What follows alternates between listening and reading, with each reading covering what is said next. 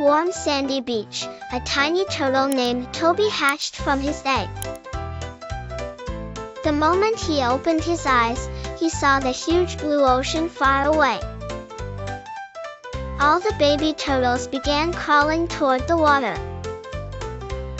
But Toby was the smallest turtle of all. His little legs moved slowly through the sand.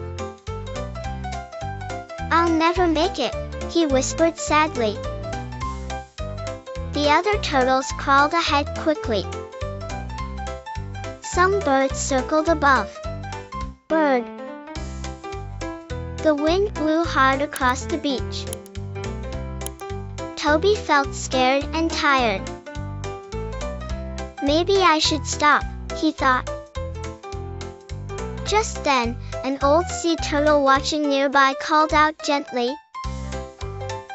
"Little one, don't look at how far away the ocean is. Just take one step at a time." Toby took a deep breath. One tiny step. Then another. He didn't stop.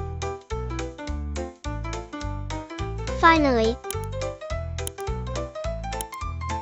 splash! Water wave. A cool wave touched his tiny feet. Toby blinked in surprise. "I made it," he cheered.